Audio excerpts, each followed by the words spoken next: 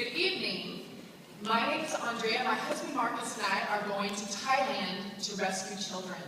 A.W. Tozer, one of my favorite authors, said it is doubtful that God can truly bless a man until he has deeply crushed him.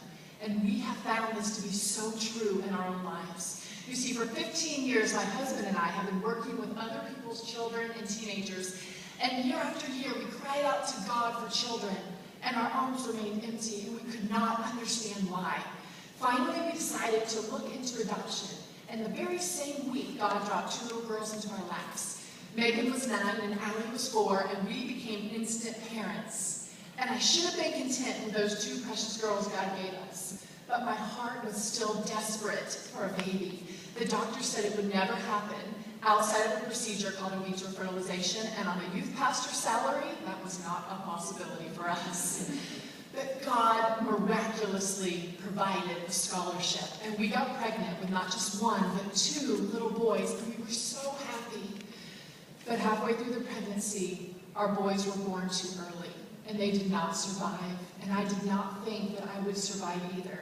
But God in His mercy gave me a vision of Jesus holding my baby boys in His arms, and He had the biggest grin on His face.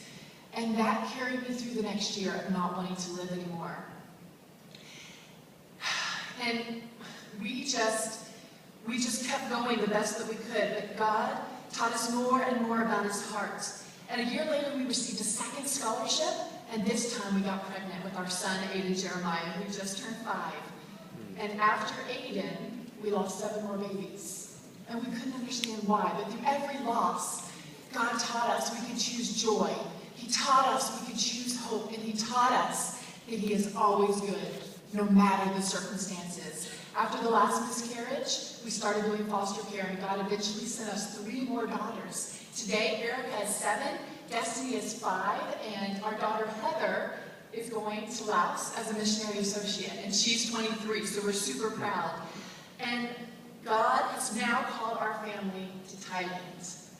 And in Thailand, a daughter is a wanted blessing. She is financial security, because when they're starving or they just can't pay a bill, they can sell their daughter into sexual slavery. And it's not a moral issue, it's just the way things are done there. But this is not okay with our God.